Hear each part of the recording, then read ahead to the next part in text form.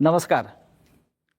आतापर्यंत सामनाच्या माध्यमातून आपण माननीय बाळासाहेब ठाकरे, शिवसेना पक्षप्रमुख उद्धव ठाकरे यांच्या अनेक मुलाखती घेतल्या आणि आपण त्या पाहिल्यात.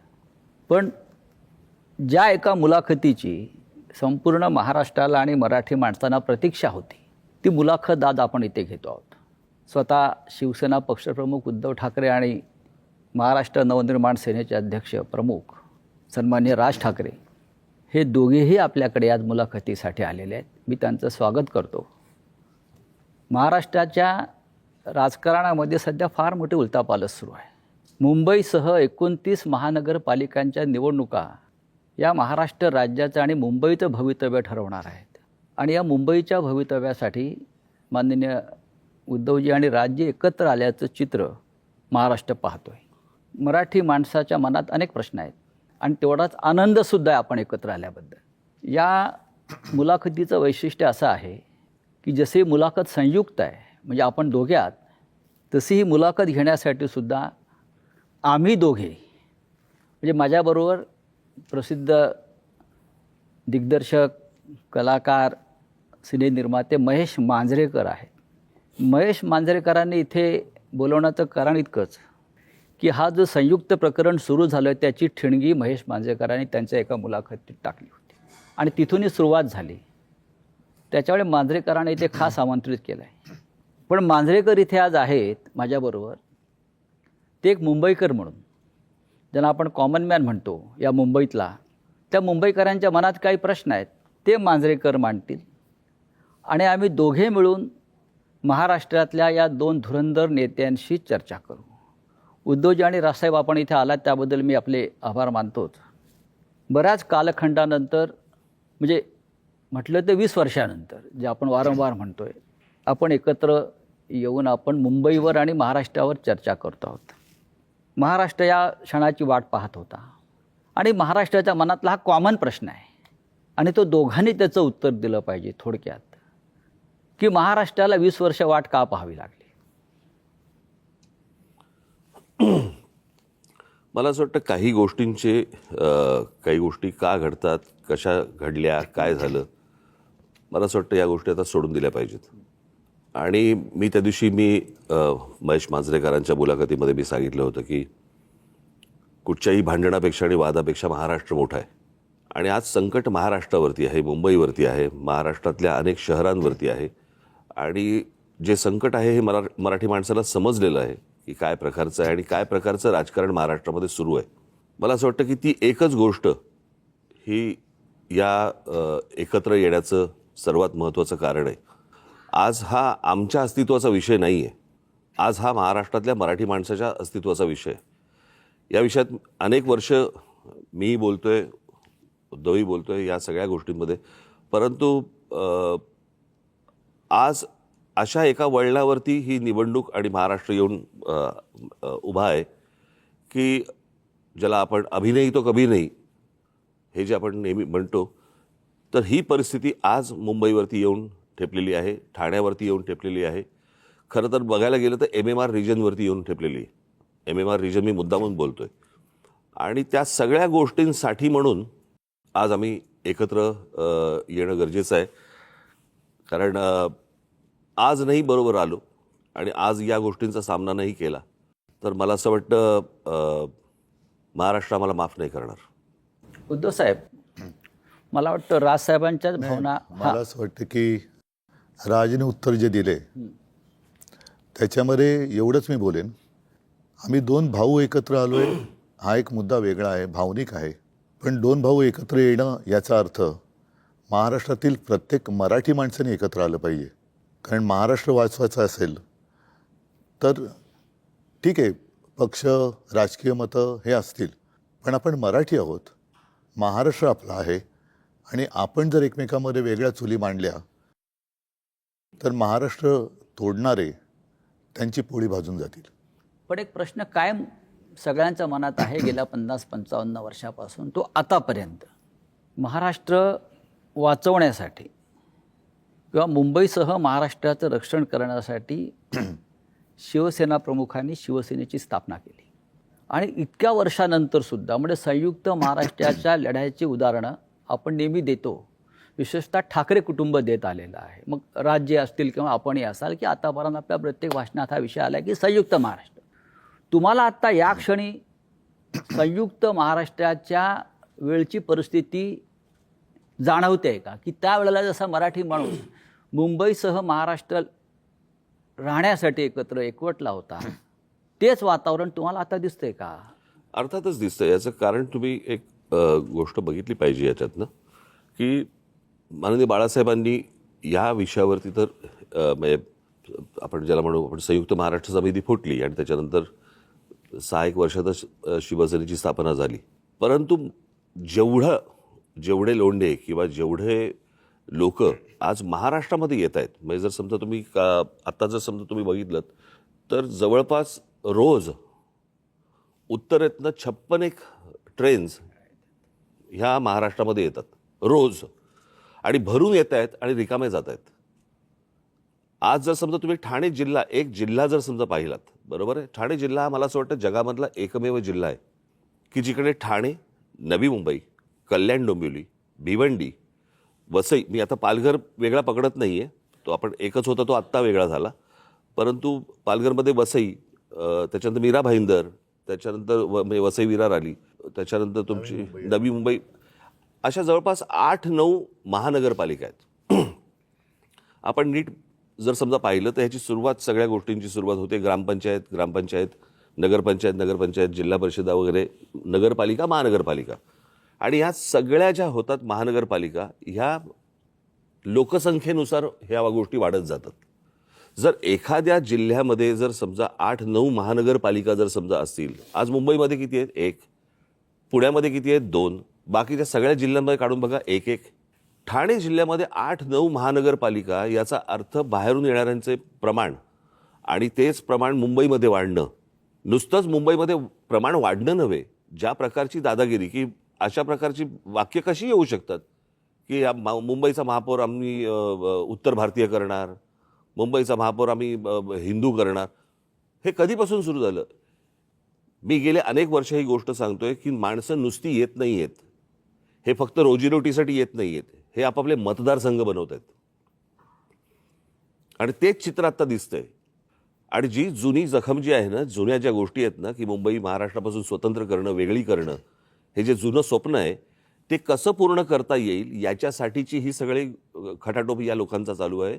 आणि मला असं वाटतं ते वातावरण जे संयुक्त महाराष्ट्राच्या वेळेला होतं, की जी मुंबई वेगळी करणं किंवा स्वतंत्र करणं किंवा गुजरातने मागणं, तेच वातावरण मला असं वाटतं आज आहे. आणि आज अशी परिस्थिती आहे, केंद्रात ते आहेत ज्यांची इच्छा आहे, राज्यात ते आहेत, आणि महानगरपालिकांमध्ये पण जर उद्या ते आले तर मला असं वाटतं आपण त्याच्यानंतर मराठी माणूस काहीच करू शकणार नाही. आणि ह्या सगळ्या गोष्टीकडे हतबलतेने पाहणं, हे मला असं वाटतं हे काही आमच्याकडनं होणार नाही, आणि म्हणून आम्ही एकत्र आलो. उद्धव साहेब, राजसाहेब जे म्हणतात त्या 100% तथ्य आणि सत्य आहे. पण मराठी माणूस जेव्हा जेव्हा भडकला, पेटला, तेव्हा महाराष्ट्रामध्ये परिवर्तन झालेलं आहे अनेकदा. मग सत्ता परिवर्तन असेल, सामाजिक परिवर्तन असेल, पण आजही त्या पद्धतीनं तुम्हाला मराठी माणूस पेटलेला दिसतोय का? एक लक्षात घ्या की मराठी माणूस पेटला तेव्हा संयुक्त महाराष्ट्र झाला. मुंबई महाराष्ट्राला मराठी माणसाने मिळून दिली. मधला जो काळ होता 60 ते 66, जर माझा आवाज 60 ते 66, याच्यामध्ये आत्ता जी राजनी सांगितली ती परिस्थिती निर्माण झालेली. मराठी माणूस खचून गेला होता, आत्मविश्वास गमावला होता, आणि त्याच्यात एक ताकद, चैतन्य निर्माण करण्यासाठी शिवसेनेची स्थापना झाली. इतके वर्ष व्यवस्थित चाललं. आपल्याला सगळ्यांना असं वाटलं की आता हे काय पुढे कोण हिंमत करणार नाही. मात्र शिवसेना ज्या पद्धतीने त्यांनी फोडली, राजकारणामध्ये पक्षांतर होतात, इथली लोक तिकडे जातात, पण पक्ष संपवणं, पक्षाचं चिन्ह काढून घेणं, त्याची मान्यता जवळपास रद्द करणं, म्हणजे त्याचं अस्तित्व नष्ट करणं, जी मराठी माणसाची ताकद आहे ती तोडून फोडून टाकणं, हे काय दर्शवतं? म्हणजे ठीक आहे ना, मी मागे पण म्हटलं की युत्या होतात, आघाड्या होतात, आघाड्या तुटतात, युत्या तुटतात, पुन्हा मग ते पक्ष एकत्र येऊ शकतात, पण पक्ष संपवत आहे हा कोणता प्रश्न? पण त्यावेळेला सुद्धा राजसाहेब त्यावेळेला सुद्धा संयुक्त महाराष्ट्राची लढाई ही महाराष्ट्रातल्या मराठी माणसाविरुद्धच होती. राज्यकर्ते मराठीच होते आणि आताही राज्यकर्ते मराठीच आहेत. म्हणजे मराठी विरुद्ध मराठी. पण त्यांचे मालक जे आहेत त्यांच्याकडे ते नोकरी करतात. यातलं सांगू का, हे सगळे ससाणे आहेत. मालकाच्या हातावरती बसून पक्षी मारून आणणं हे ससाण्याचं काम असतं. इथे मालकाच्या हातावरती बसून आपलीच माणसं फोडणं हे आत्ताच्या लोकांचं काम आहे. म्हणजे स्वकीयांचा घात करणं हे फक्त पक्षांमध्ये नसून राजकीय पक्षांमध्ये पण तेच चालू आहे. आणि तीच कृती आता सगळी सुरू आहे. आपल्याच लोकांकडनं ह्या गोष्टी करवून घ्यायच्या. कसं आहे, मराठी म्हणून तुम्ही एकत्र आलाच नाही पाहिजेत. आणि याच्यासाठी म्हणून मग जाती जातींमध्ये भेद निर्माण करणं, जाती जाती एकमेकांच्या अंगावर ढकलणं, एकमेकांच्या उरावरती बसवणं आणि त्याच्यातनं भांडणं, वाद, मारामाऱ्या ह्या सगळ्या गोष्टी करवून त्यांना महाराष्ट्र हा एकत्र मराठी म्हणून असता कामा नये, याच्यासाठीचं हे सगळं अख्खं राजकारण त्यांचं सुरू आहे. आपण एकत्र आलेला आहात, महाराष्ट्राला आनंद झाला, मराठी माणूस एकवटला. पण भारतीय जनता पक्षाचे सध्याचे मुख्यमंत्री देवेंद्र फडणवीस म्हणतात आपल्या युतीविषयी, ही करप्शन आणि कन्फ्युजनची युती आहे. यांचा सगळ्यांचा डोलारा जो आहे ना, या सगळ्यांचा डोलारा हा नरेंद्र मोदींवरती अवलंबून आहे. बरं का, ही बसवलेली माणसं आहेत सगळी. ह्यातला बसलेला माणूस कोणीच नाहीये. आणि बसवलेला जो माणूस असतो ना, तो फक्त धन्याचा ऐकतो, मालकाचा ऐकतो.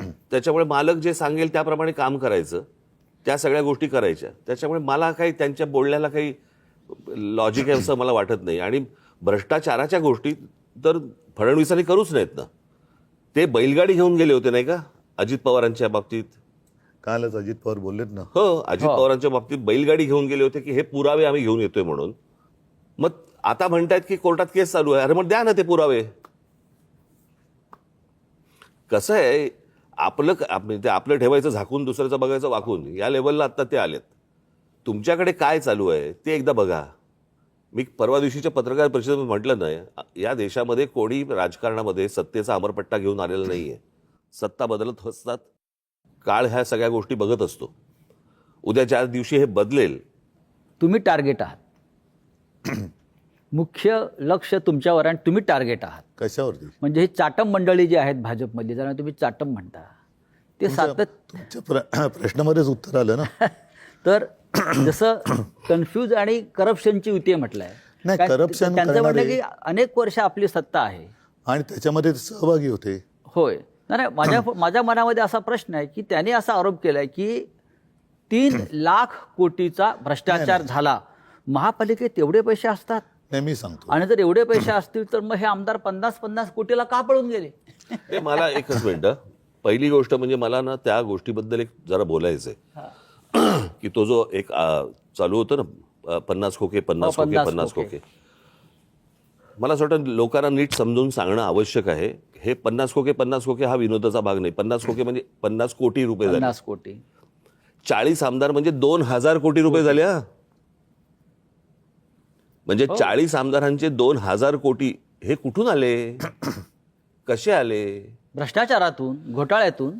बरोबर की नाही? म्हणजे बँकेतनं लोन तर थोडं नव्हतं ना घेतलं. त्याच्यामुळे कुठच्या भ्रष्टाचाराबद्दल कोणी काय बोलावं?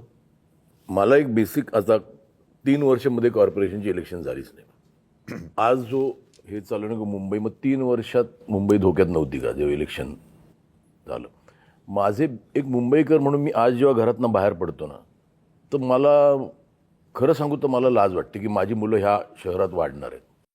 मी काही गोष्टी रेग्युलरली फॉलो करतो. आजचा एअर क्वालिटी इंडेक्स 183 आहे. ज्याचा आज मी भोगतोय. एक फुगा असतो की ज्याची कॅपॅसिटी एक आपण म्हणतो की तो एक पर्टिक्युलर ह्याच्यात तो फुटेल. तर जवळजवळ ह्या एका फुग्यात जवळजवळ त्याच्या 5 पट हवा भरलेली गेलेली आहे. माझा एक प्रॉब्लेम आहे की मुंबई डिकंजेस्ट कधी होणार? म्हणजे मी आता बाहेरचे लोंढे बोलतच नाही. एक मुद्दा सांगतो, विचारतो तुम्हाला.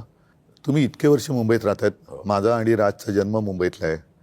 आज जेवढं प्रदूषण दिसतंय, हवेचा जो काही निर्देशांक वगैरे म्हणतोय प्रदूषणाचा, हा एवढा खराब कधी झाला होता का? ह्याचं कारण असं की आता यांची जी काय होर्डिंग्स लागलेत, विकासाची गती नाही आहे, ह्यांची विनाशाची गती आहे. नियोजन शून्य विकास हे याचं कारण आहे. कारण तुम्ही जे म्हणताय ना, एक तर आओ जाओ घर तुम्हाला, इथूनच पहिली सुरुवात होते. त्याच्यानंतर साधारणतः आपल्याला नेमकं आज हवंय काय? आज जर का तुम्ही पाहिलं तर सगळीकडे रस्ते खोदलेत, जिथे जाऊ तिकडे रस्ते खोदलेत, मोठमोठ्या इमारती उभ्या राहिलेल्या आहेत. विकासाच्या नावाने मेट्रो असेल, काही ठिकाणी पूल असेल, हवेत. पण ते एका वेळेला सगळं तुम्ही काढलं आहे आणि त्यावेळेला मुंबईच्या खर्चाचा ताळमेळ हा बसवला गेला पाहिजे. मी मुंबईकर म्हणून मी तुम्ही म्हणतो, आपण सगळेच मुंबईकर आहोत. तुम्ही जो कर भरता त्याच्यासमोर तुम्हाला काय मिळतं? प्रदूषण. म्हणजे विकास तुमच्याकडे काय फार मोठा रस्ता आम्ही छान केला आहे, सरळ तुमच्या घरापासून हॉस्पिटलमध्ये जातो रस्ता, याला मी विकास नाही म्हणत. हॉस्पिटल कमीत कमी असणं आणि आयुष्य चांगलं असणं हा विकास पाहिजे. माझं तर म्हणणं आहे, विकास नको आता. नाही, मुंबई ही विकास मानसिकता करण्याच्या लायकीची ही राहिलेली मानसिकता नाही. का झाली? कारण नियोजन शून्य विकास. आम्ही सुद्धा आज आमची जी होर्डिंग लागलेत, मी 12पासून लावतोय होर्डिंग. होय, हे आम्ही केलं आणि त्याच्याबद्दल मला अभिमान आहे आणि मला असं वाटतं मुंबईकरांना अभिमान आहे. मग त्याच्यामध्ये शाळेचा दर्जा असेल, पाण्याचा दर्जा असेल, किंवा आता कोस्टल रोड झालेला आहे. कोस्टल रोडसुद्धा हा आपण केलेला आहे. पण वाटेल तिकडे, जसं आता मी कलानगरला राहतोय, वेडेवाकडे उड्डाण पूल, आता तिकडे आणखीन एक वॉकर ब्रिज करतायत. कोणासाठी करताय? कशासाठी करतायत? आणि संपूर्ण धुळीचं आणि सिमेंटचे कण आपल्या फुफ्फुसामध्ये जात आहेत. मी तेच म्हणतो की आता विकास करण्यासाठी जागा नाही राहिली मुंबईला. म्हणजे कार्बन डायऑक्साईडचं प्रमाण 1 किलोमीटर मागे Mumbai is the highest in the world. म्हणजे आपण जो श्वास घेतो त्याच्यातनं आपण कार्बन ऑक्सिजन याचं मूळ कारण असं आहे की एक तर चाललेल्या काय ज्याला विकासाच्या नावाखाली ज्या काही गोष्टी सुरू आहेत त्या, आणि दुसरं म्हणजे मुंबईमध्ये, ठाण्यामध्ये, पनवेलमध्ये, नवी मुंबईमध्ये तुम्ही जर सगळीकडे आपण जर गेलो, प्रचंड मोठ्या प्रमाणावरती रिडेव्हलपमेंट सुरू आहेत. झाडं तोडतायत, झाडं तुटतायत, रिडेव्हलपमेंट सुरू आहे. डोंगर कापतायत. आणि काय होतं की ह्या सगळ्या ह्याच्यामध्ये आपल्याकडे ना डीपी बनतो पण टाउन प्लॅनिंग होत नाही. मी माझी काही भाषणं दाखवीन की जी साधारणपणे 2008ची वगैरे भाषणं आहेत, 2009ची भाषणं आहेत, की ज्यावेळेला मी पुण्यात जात असे आणि पुण्यातले माझी भाषणं आहेत की मुंबई खराब व्हायला एक काळ लोटला, पुणे ते बघणार नाही, पुणे लवकरात लवकर बर्बाद होईल. नाही, मी पुण्याला शिफ्ट झालेलो की मध्ये असं विचार केला मुंबई कंजेस्टेड, पुण्याला शिफ्ट झालो. नाही, पुणे तर पण बर्बाद. 6 महिन्यात परत मुंबईला आलो मी. आणि म्हणजे काय माझं म्हणणं, आता लोंढे आले राहू दे की आता मुंबई करत आता आले, आता तरी थांबवायची गरज आहे. दोन्ही गोष्टी मूलभूत ज्या गोष्टी आहेत ना, जसं मी काही बातम्यांचे हे घेऊन आलेलो आहे. आता मुंबईमध्ये कांदळवन आहेत. कांदळवन साधारण कुठे होतात? समुद्र आणि खाडी जिकडे असते तिकडे. नाही, म्हणजे त्यांना समजेल असं म्हणजे मँग्रोव्ज. मँग्रोव्हचं मला माहिती आहे. हां, म्हणजे मराठीत सांगितलं तर मँग्रोव्ज. तर विकासाच्या नावाखाली ते मँग्रोव्ज कापणार. आता साधारणतः एक कायदा असा आहे की जेवढी झाडं तुम्ही तोडाल तेवढी झाडं तुम्ही लावली पाहिजेत. आता मुंबईची मँग्रोव्ज जी समुद्र किनारपट्ट्यावर आहे ती कापल्यानंतर, तोडल्यानंतर तुम्ही कुठे लावली पाहिजेत? तुम्ही पुण्याला गेलात, चंद्रपूरला गेलात, मुंबईतल्या कांदळवनाची भरपाई हे चंद्रपूरला करणार. ह्या विकासाचा कसा काय उपयोग होणार आपला? आता सुद्धा मी 2017चा माझा महापालिकेचा वचननामा पाहिलात तर मुंबईला पाण्यासाठी गारगाई आणि पिंजाळ ही 2 धरणं आपण बांधायचं वचन दिलं होतं. कर्मधर्मसंयोगाने मी मुख्यमंत्री झालो आणि म्हटलं आता दिलेलं वचन पाळलं पाहिजे म्हणून मी त्याचं प्रेझेंटेशन घेतलं. तेव्हा माझ्या लक्षात एक धक्कादायक गोष्ट आली की गारगाई आणि पिंजाळ करायचं असेल तर जवळपास 6-1 लाख झाडं कापावी लागतील. म्हणजे जंगल पूर्ण नामशेष करायचं. साधारणतः ज्याला कॅचमेंट एरिया म्हणतो तिकडे हा सगळा पाऊस पडतो, तो एरिया तुम्ही नष्ट करणार म्हणजे पर्यावरण खतम करणार.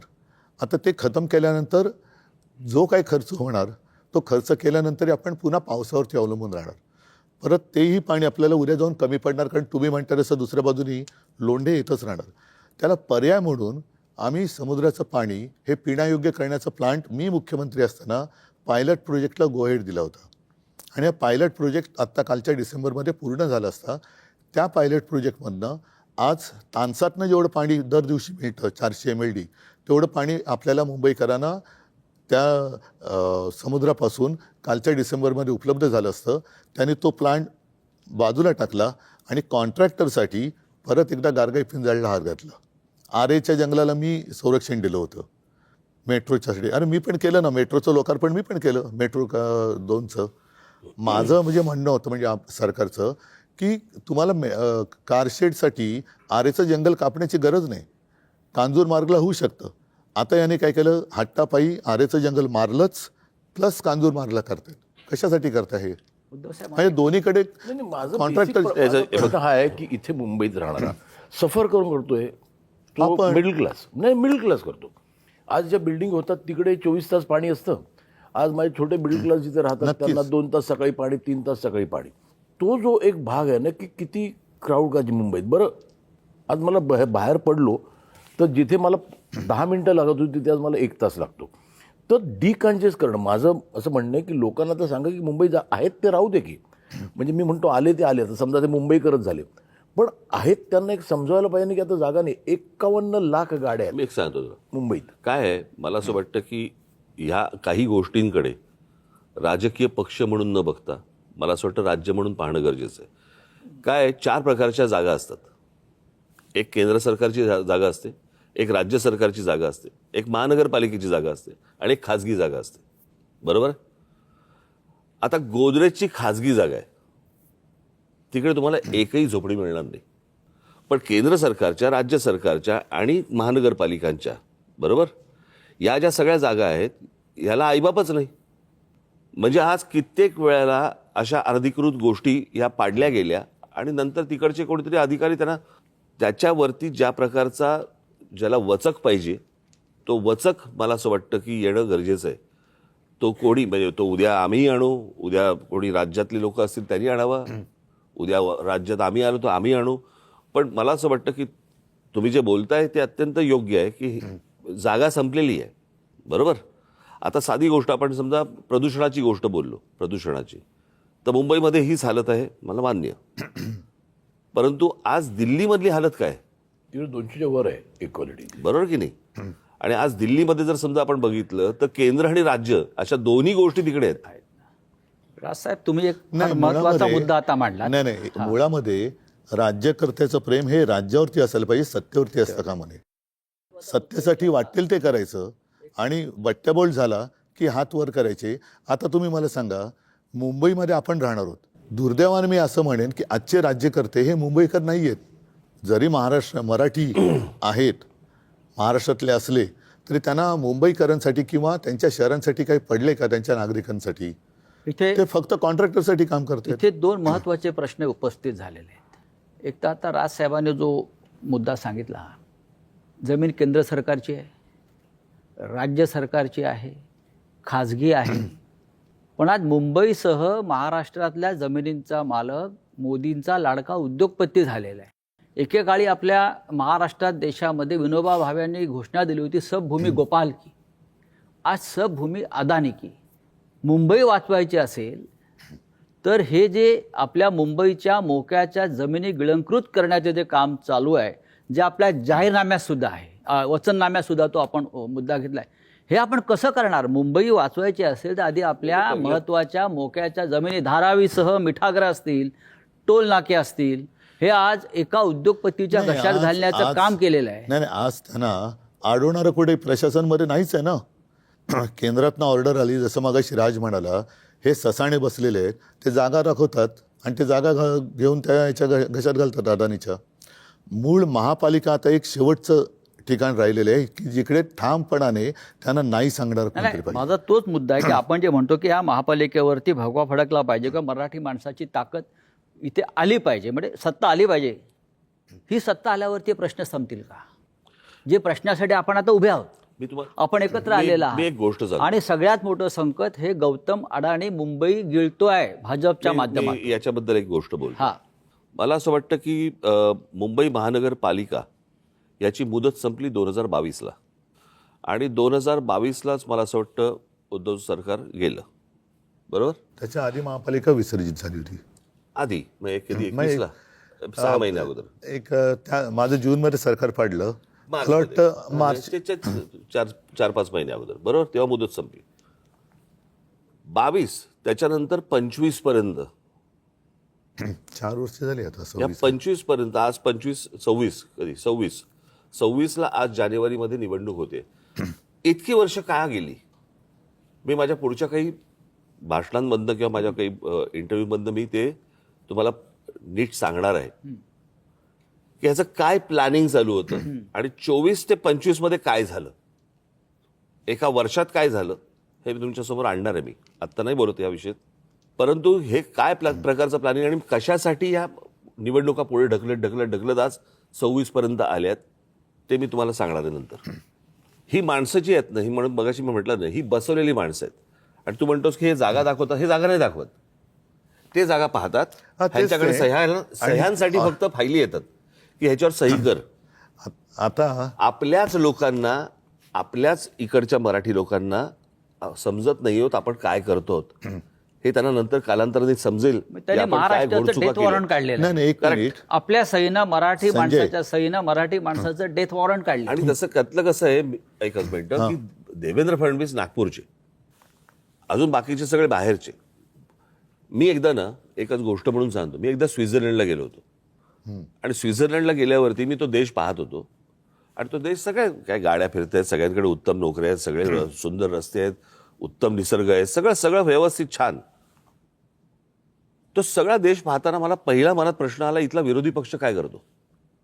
हो. म्हणजे निवडणुकीच्या तोंडावरती काय सांगतो तो, की मी तुम्हाला हे देईन, मी तुम्हाला ते देईन, मी तुम्हाला त्या कल्पनेच्या बाहेर होतो मी. बरोबर आहे.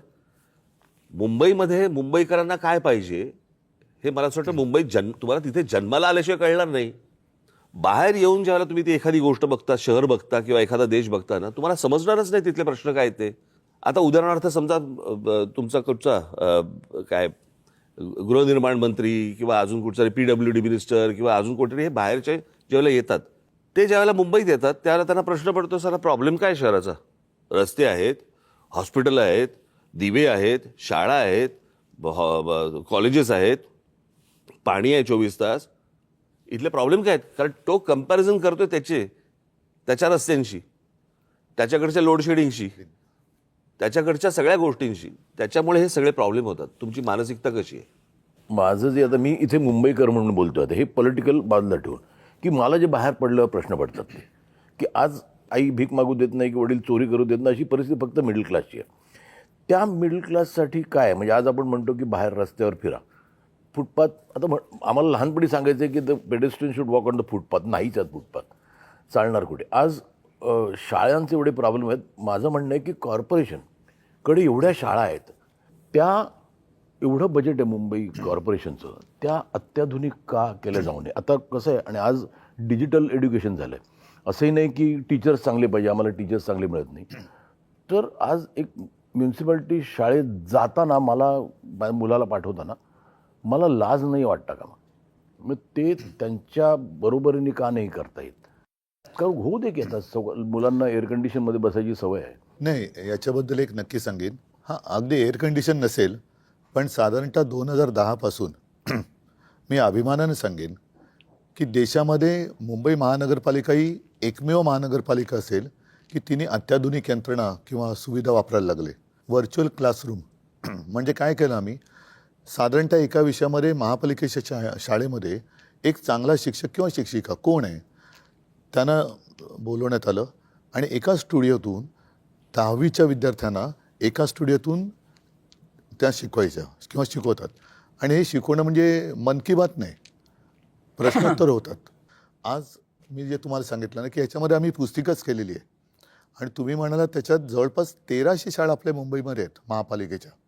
आणि या महापालिका शाळेमध्ये 3.5 लाख विद्यार्थी जवळपास वेगवेगळ्या 8 भाषेमध्ये शिक्षण घेतात. म्हणजे मराठी तर आलीच, इंग्रजी, सेमी इंग्रजी आली, हिंदी, उर्दू, गुजराती, अशा ह्या सगळ्या 8 भाषांमध्ये आपण त्यांना शिक्षण देतो.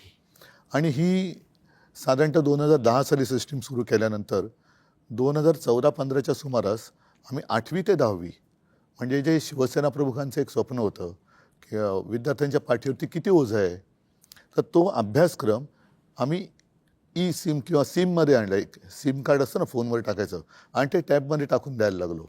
त्याच्यामध्ये बऱ्याचशा गोष्टी ह्या ॲनिमेटेड होत्या, म्हणजे मुलांना पटकन समजायचं की काय काय. एखादी गोष्ट आपण दाखवू शकत नाही की समजा एखाद्या ग्रहाला इतके चंद्र आहेत, त्या चंद्रावरती वातावरण कसं असेल, अशा काही गोष्टी आपण प्रत्यक्षात दाखवू शकत नाही. त्याचं ॲनिमेशन करून ते त्याच्यात टाकण्यात आलं.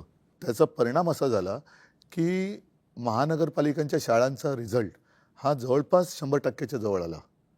आणि आता तुम्ही जे म्हणताय ना, पहिल्या प्रथम महापालिकांच्या शाळांमध्ये ॲडमिशन पाहिजे म्हणून चिठ्ठ्या मागायला लोक यायला लागले आणि ॲडमिशनसाठी लोकांच्या रांगा लागायला लागल्या. बऱ्याचशा मी बघितले म्युनिसिपल स्कूल्स बंद होऊन तिकडे काहीतरी वेगळं करायचं होतं ते. नाही, त्याही शाळांबद्दल आता या गेल्या 4 वर्षात त्या तक्रारी वाढल्यात. पण अगदी SSE तर आहे, CBSE, ICSE वगैरे या सगळे अभ्यासक्रम आपण त्या शाळांमध्ये आणले. आता गेल्या 4 वर्षात काय झालं आहे? माझ्या माहितीप्रमाणे उद्धव साहेब, मुंबईत ते लोन आलं काय माहीत नाही, पण विदर्भातल्या काही सरकारी शाळा गौतम अडाणींना दिलेल्या आहेत. चंद्रपूर, गडचिरोली. नाही, का तसं म्हणजे आपलं महाराष्ट्राचं शिक्षण खाते इतकं सक्षम नाही. नाही, आपण मुंबईपुरतं बोलताना नाही सांगतो ना, हां, ह्या सगळ्या गोष्टी गेल्या मी तर म्हणेन 4 वर्षात जास्त प्राधान्याने देण्याचं हे ठरवण्यात आलं. म्हणजे चंद्रपूरमध्ये एक शाळा दिली त्यांना. एक दिली, आता एक वरून पुढे जातील ना ते. ही आता सुरुवात मुंबई महापालिकेमध्ये सुद्धा जर त्यांचं येणार नाही म्हणा सत्ता, पण हे मग सगळं त्यांचं खाजगीकरण करतील. हॉस्पिटलचं खाजगीकरण करतात, ते आपण रोखलेलं आहे. उद्धव साहेब, दुसरा एक महत्त्वाचा विषय सातत्यानं इथे मी तुमच्याशी चर्चा करतानाही मी किंवा राजसाहेब सुद्धा आहेत. सध्या धुरंधरचा माहोल आहे. लोक धुरंधरवर या सिनेमावर चर्चा करतात, त्यातल्या एकंदरीत वातावरणावर चर्चा करतायत. मग मुंबईत रेहमान डकेत कोण आहे किंवा धुरंधर कोण आहे? आपण दोघे या राज्याच्या राजकारणातले धुरंधर आहात. पाब्लो एस्कोबार पण शोधला पाहिजे. हा, शोधला पाहिजे. मी तुम्हाला तेच सांगतोय की आज मुंबई, ठाणे, नाशिक सारख्या शहरामध्ये अंमली पदार्थ म्हणजे ड्रग्स, विविध प्रकारचं ड्रग्स सहज उपलब्ध आहे. ठाण्यामध्ये परवा 5.5 कोटीचं मॅड्रेक्स पकडलं ठाण्यात. साताऱ्यामध्ये ड्रगची फॅक्टरी डेप्युटी CMच्या दारात पकडली. मुंबईमध्ये काल 2.25 कोटीचं ड्रग्स पकडलं. हे चित्र या महाराष्ट्रात यापूर्वी कधीच नव्हतं. आणि हे सगळं ड्रग्स गुजरातच्या मार्गे, मुंद्रा पोर्ट जे अडाणींचं आहे, हे चित्र तुम्हाला महानगरपालिका आहेत, प्रत्येक ठिकाणी महानगरपालिका आहे. हे चित्र गंभीर नाही का? ह्या सगळ्या गोष्टींच्या महानगरपालिकांशी संबंध काही नाही. पहिली एक गोष्ट लक्षात घेतली पाहिजे आपण. याला केंद्र आणि राज्य, म्हणजे या ज्या प्रकारच्या ड्रग्सच्या विरोधातल्या ज्या धाडी या गेल्या 10 वर्षामध्ये बंद झाल्यात आणि साधारणपणे शाळांपर्यंत हा ड्रग्स हा प्रकार आता मुलांपर्यंत यायला लागलेला आहे. शाळेच्या बाहेरच्या पानटपरीवर ड्रग्स मिळत आहे. आणि आपण जर समजा आपण त्याच्या सगळ्या गोष्टींचं जर नीट त्याचं ॲनालिसिस केलं तर राजकारणामध्ये वाढलेला पैसा आणि रस्त्यावरती आलेला ड्रग्स याचा एकमेकांशी काय संबंध आहे तो पण मला असं वाटतं जुळून पाहायला पाहिजे. कारण एवढा राजकारणामध्ये ज्या प्रकारच्या निवडणुकांवरचा खर्च आणि सगळ्याच गोष्टी ज्या प्रकारे होत आहेत आणि ज्या प्रकारे ड्रग्ज रस्त्यावरती येतात आणि त्याच्यावरती कोण हे व्यवहार करतं ह्याच्यावरती कुठच्याही प्रकारच्या धाडी किंवा त्याच्यावरती कुठचीही बंधनं येत नाही आहेत, हे काय आहे हे मला असं वाटतं केंद्र आणि राज्य सरकारला विचारणं गरजेचं आहे. नाही, उठसूट मुख्यमंत्री सगळ्यांना क्लीन चिट देत सुटलेत. साताऱ्यामध्ये एवढी कारवाई झाल्यानंतर निदान ती फॅक्टरी आहे तरी कोणाची हे तर सांगा. तिथे क्लीन चिट दिली ना. तिकडे पण म्हणजे त्यांच्यावरती जे आमच्यावरती आरोप करतायत ते ठीक आहे, तेवढंच त्यांना करता येतं. पण त्यांच्या बुडाशी काय जळतंय ते कधीतरी बघा ना. ते बूड जळून खाक झाल्यानंतर बघून काय उपयोग आहे? म्हणजे असे कोण त्याच्यातले इन्व्हॉल्व असलेली लोक त्यांच्या आजूबाजूला अंगत पंगत करत बसलेत का? महानगरपालिका जरी असल्या तरी आपण पाहतोय की राजकारणाचं ज्या पद्धतीनं गुन्हेगारीकरण झालेलं आहे खुल्याम. यांचं मुळामध्ये गुन्हेगारीकरणपेक्षा मला त्याचं मी चांगला शब्द म्हणजे विद्रुपीकरण झालंय. म्हणजे मी मगाशी धुरंधरचा उल्लेख केला, त्याच्यामध्ये कराचीमधलं एक लॅरी शहर आहे दाखवलेलं. ज्या पद्धतीनं लॅरी शहरातल्या माफियांची मोडस ऑपरेंडी होती किंवा झालेली होती त्यावेळेला, त्याच पद्धतीनं मुंबई, ठाणे, नाशिक, पिंपरी चिंचवड या प्रमुख शहरामध्ये, नागपूर, त्याच पद्धतीनं आज तुम्ही प्रमुख शहरं घेऊच नका. हां, तुम्ही मराठवाड्यामध्ये जा, तुम्ही पश्चिम महाराष्ट्रामध्ये जा, तुम्ही विदर्भामध्ये जा आणि जी छोटी जी शहरं आता जी उभी राहत आहेत ना तिकडची परिस्थिती बघा. बीड आहे. मग नाही, पण म्हणून मी मागे एकदा बोललो होतो की आपल्या देशाला पंतप्रधान पाहिजे. देशाला पंतप्रधान नाही आहे, भाजपला पंतप्रधान आहे. तसंच महाराष्ट्राला मुख्यमंत्री नाही आहे, जो आहे तो भाजपचा आहे. म्हणजे हे सगळेजण त्यांचा पक्ष आणि सत्ता एवढं सत्तांध झालेली आहेत लोक की लोक मेले तरी चालतील, नागरिक मेले तरी चालतील, त्यांची मुलं बाळं ड्रग्सच्या आहारी गेले तरी चालतील, त्याच्यात धंदे करणारे आपल्या बाजूला बसले तरी चालतील, पण आम्हाला सत्ता पाहिजे.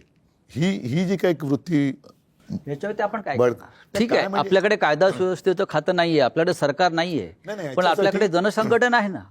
जेव्हा ह्याच्यासाठी शेवटी काय आहे, जसं राज म्हणाल तसं की सत्ता हातात असणं गरजेचं आहे की जिकडे आपण कायदेशीर बंधनं उद्या जाऊन तिकडे धाड टाकल्यानंतर यांचेच बगलबच्चे निघाले तर लोक आता गेल्या नगर परिषदेच्या निवडणुकीमध्ये मालवण वगैरे त्या भागात त्यांच्याच युतीतल्या मित्रपक्षांनी त्यांच्या दुसऱ्या पक्षावरती धाड टाकली. काय मिळवलं? पैसे दिसले, पुढे काय झालं? Clean chit. Clean chit. उपयोग काय? म्हणजे काय होतं, या सगळ्या गोष्टींना कुठेतरी बंधनं घालण्याला सुरुवात होण्यासाठी या महानगरपालिका आत्ता या क्षणाला खूप महत्त्वाच्या आहेत आणि लोकांनी त्यांचा राग, मला असं वाटतं हा जे सगळं महाराष्ट्रात चालू आहे हा इथे व्यक्त करणं गरजेचं आहे. ही सत्ता आमच्यासाठी नको आहे, परंतु ज्या काही गोष्टी होत आहेत याच्यावरती जर बंधनं आणायची असतील, त्याला सुरुवात जर समजा करायची असेल तर मला असं वाटतं महानगरपालिका आत्ता ही गरज आहे, ज्याच्यासाठी खास करून मुंबई, ठाणा, पुणा, नाशिक, तुमचं मीरा भाईंदर असेल, कल्याण डोंबिवली असेल, इतर सगळ्या महानगरपालिका, इथे लोकांनी आता राग व्यक्त करणं गरजेचं आहे. काय होतंय, लोकांकडनं जर समजा त्यांनाच मतदान होत असेल, बाकीच्या गोष्टी सोडा, ते माघारी घेऊन पैसे देऊन काहीतरी त्या माघारी घ्यायला लावणं वगैरे वगैरे, पण लोकांनी जर समजा मतदानातनं राग व्यक्त नाही केला तर मला असं वाटतं की ते मग आपण म्हणतो ना नंतर की ते राजानं मारलं काय आणि पावसानं झोडलं काय, तक्रार कोणाकडे करायची? तुमच्याकडे करणार लोक तक्रार. तक्रार नुसतं म्हणजे आमच्याकडे फक्त तक्रार, मतं नाहीत असं थोडी होतं. आता उमेदवार जे माघार घेत आहेत, आता ह्याच्या पुढची परिस्थिती कदाचित अशी होईल की जसं अमेरिकेने तो व्हेनेझुएलाचा अध्यक्ष उचलून नेला, तसे आता जिल्हाध्यक्ष आणि सगळे महापौर उचलून घेऊन जातील दिल्लीला, सुरतेला. व्हेनेझुएलाचे अध्यक्ष आपले मादुरो. मंत्री नेलेच ना त्यांनी. नाही, माझं म्हणणं तेच नाही, नाही, माझं हे- म्हणजे आपले व्हेनेझुएला मंत्री जसे एक उचलून देश आहे. सुरतला नेले. व्हेनेझुएला मला एक वाटतं- देश आहे. नाही संजय, जसं आपले मंत्री यांनी उचलून सुरत आणि गुवाहाटीला नेले, ट्रम्पने तेच केलं. तेच केलंय. नाही, हे सुरुवात इथून झाली. व्हेनेझुएला देशाची लोकसंख्या सुद्धा 2,30,00,000 आहे आणि मुंबईची लोकसंख्या सुद्धा आपण मगाशी म्हणाला त्यानुसार 231 आहे. नाही, मग- आणि दोन्ही शहरांचे आणि व्हेनेझुएलाचे प्रश्न तसेच आहेत. कोणत्याही प्रकारचा विकास नाही, ड्रग्स तेवढंच आहे, गुन्हेगारी आहे. पण मग आता तिथल्या इथून कोणाला अध्यक्षाला- उचलायचं आहे? जे करतात त्यांना उचललंच पाहिजे. त्यांना जर का तुम्ही चोंबाळत बसलात केवळ सत्ता पाहिजे म्हणून, तर सत्यानाच त्यांचाही होणार आहे जे चोंबाळतात त्यांचं. नाही, माझं म्हणणं आहे की आत्ता जे म्हणजे आपण प्रत्येक वेळेला म्हणतो की मतदान हा माझा हक्क आहे. आता हे जिथे निर्विवाद आलेत, कोणीच नाही, बिनविरोध. त्यांनी कसं दाखवायचं काळं बोटावरचं? म्हणजे माझा हक्क तुम्ही हिरावून घेताय ना, माझा मतदानाचा हक्क तुम्ही हिरावून घेताय. तर माझं म्हणणं आहे त्याला काही पर्याय नाही आणि ही सवय अख्खी लागू नये प्रत्येक ठिकाणी. म्हणजे जो मतदार जो निवडतो म्हणजे त्याचं मत की मला हा हवा की नको हे राहिलंच नाही. मग अशा वेळेला तर काही करू शकत नाही. आता एखादा आला निरो, कोणीच उभं राहिलं नाही, मला वाटतं तिकडे असं आलं पाहिजे की मग 30% लोकांनी म्हटलं ना की आम्हाला नको, तर ते बाद केलं गेलं पाहिजे. ते काय आहे, तो मला अधिकार, मत आहे ना माझं. त्या वोटिंग पॅड जे आहे ना त्याच्यावरती एक अधिकार आहे नोटांचा, पण त्या नोटांमुळे झालेला प्रॉब्लेम आहे हा. नाही, पण नोटा आता तो निर्विवाद असेल तर तिकडे वाटलेल्या मतदानाला नोटा- वाटलेल्या नोटांमुळे झालेला वाटलेल्या नोटांमुळे झालेला प्रॉब्लेम आहे, त्याच्यामुळे नोटाचा पण अधिकार नाही. घ्या. पण आता तिथे निर्विवाद आले तर तिकडे नोटा पण दाबायला चान्स नाही ना. एक्झॅक्टली, कारण नोटा मिळाल्या ना. नाही, पण म्हणून माझं म्हणणं आहे की नोटा हे नाही पाहिजे. नाही महेशजी, हा. म्हणून जसं काही वेळेला एखाद्या कामासाठी टेंडर काढलं जातं आणि ते टेंडरमध्ये जर काही गफलत वाटली तर रिटेंडर करतात. तसंच मला असं वाटतं, मी परवाच्या आमच्या पत्रकार परिषदेत बोललो की जिथे हे बिनविरोध झालेत तिथे निवडणूक आयोगाने रिझल्ट थांबवले, ते आमच्या बाकीच्या निवडणुकांबरोबर जाहीर करतील, कारण तो गुलाम आहे त्यांचा. तिथल्या निवडणुकीची प्रक्रिया नव्याने घेतली पाहिजे. हे जे बिनविरोध सगळं थोतांड झालं, कारण आता ते तिकडनं त्यांनी, बरं या बिनविरोधमध्ये आमच्या दोघांचा एकसुद्धा नाही, राष्ट्रवादी पवारसाहेबांचा एकसुद्धा नाही, अपक्ष एकसुद्धा नाही आला. हे काय योगायोग आहे? त्याला मी तेच म्हणतो. म्हणजे ते योगायोग आहे का काय आहे काय हे? नाही, माझं म्हणणं आहे की लोकांच्या मताला काही व्हॅल्यू आहे की नाही. मग- तिकडच्या लोकांना त्यांचं मत असेल की नाही स्वतः, त्यावेळेला म्हटलं की जर का 30% लोकांनी त्यांचं पण मतदान घ्या. 30% लोकांना वाटलं की ही रिप्रेझेंट जेनझी हा एक शब्द आता सगळीकडे थोडासा दरारा निर्माण करणार झालेला आहे. या सगळ्या ठिकाणचे जे जेनझी जे पहिल्या प्रथम मतदान करणार होते ते खूप अस्वस्थ आहेत आणि त्यांची आग आज त्यांच्या डोक्यामध्ये आहे, ती बाहेर आली तर मग यांची हालत खराब होणार. उद्धव साहेब, तुम्ही जेनझीचा उल्लेख करताय, पण नेपाळ असेल, बांगलादेश असेल, अन्य राष्ट्रामध्ये डोक्यात राग आणि आग असलेला जेनझी हा खरोखर रस्त्यावर उतरला, त्याला सांगावं लागलं नाही. आपल्याकडला जेनझी सुद्धा एका विशिष्ट विचारसरणीचा गुलाम होऊन थंड असं आपल्याला पडलेला वाटतंय. दिसतोय. असं वाटतंय. आणि त्या जेनझी तुमच्याकडे अपेक्षेने पाहतोय. मला असं वाटतं की हा पहिल्या भागामध्ये आपण थोडं थांबू. ज्या प्रकारचं मला एक एवढंच बोलतो, ज्या प्रकारचं राजकारण आता सध्या महाराष्ट्रामध्ये देशामध्ये चालू आहे, मला खरंच प्रश्न पडतो, देवी देवता आहेत का? आणि आहेत तर हे ते फक्त हे का बघत बसलेले आहेत? आणि एवढे 33 कोटी एवढे जर आहेत तर ते काय हे या सगळ्या गोष्टी का बघत बसलेत?